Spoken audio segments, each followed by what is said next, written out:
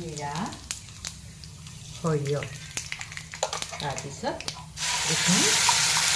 নহৰু আদা পেষ্ট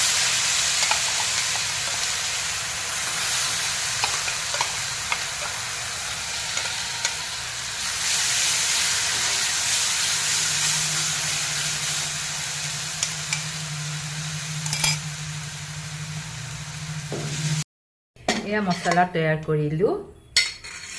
এই কেৰেলাৰ ভিতৰত দিবৰ কাৰণে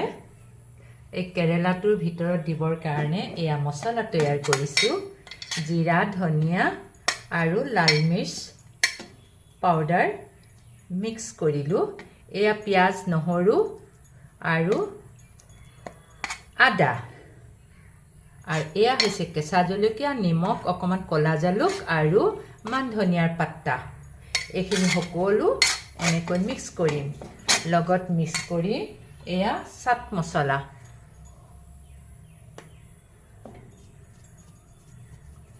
মছলা আৰু অকণমান টমাটৰ কেচাপ মিলাই দিম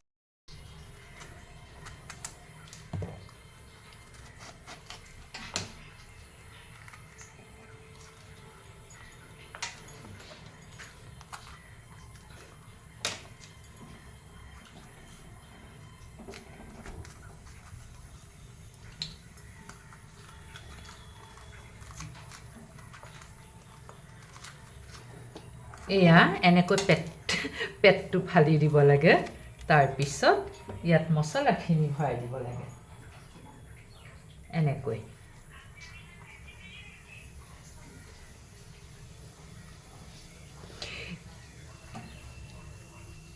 এইটো বস্তু বেছি দিন যায় এনেকৈ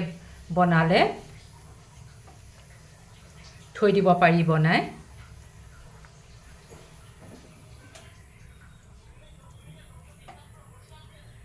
এয়া মছলা ভৰাই দিলোঁ এতিয়া এয়া বেচনৰ এটা বাটাৰ তৈয়াৰ কৰি ল'লোঁ নিমখ হালধি জিৰা গুড়া দি এয়া বছ এনেকৈ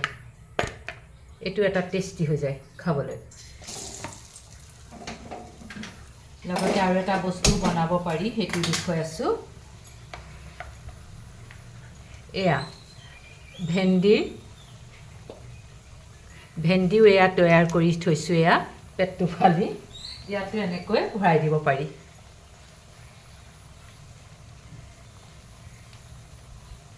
অ'কে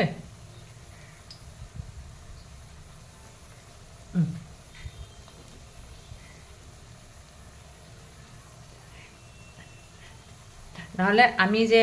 আলু পিটিকা খাওঁ আলু পিটিকাত যিখিনি বস্তু দিওঁ আমি সাধাৰণতে সেইখিনি দিও এনেকৈ বনাব পাৰি সেয়াৰ লগে লগে খাব পাৰি এয়া বেছি দিন থৈ দিব পাৰি দুদিনমান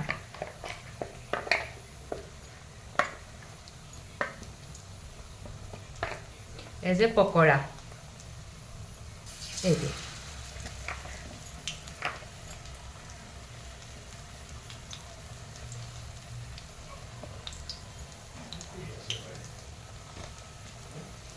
আৰু এটা বনাই আছোঁ এয়া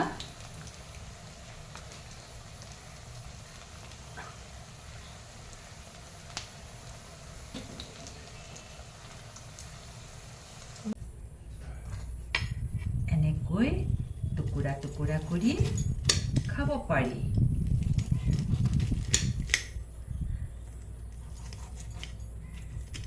বাস এইটো নেকাটিলেও হয় অ'কে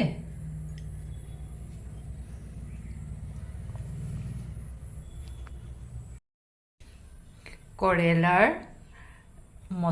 ড্ৰাই মছলা দি পকৰা আৰু ভেন্দিৰ পকৰা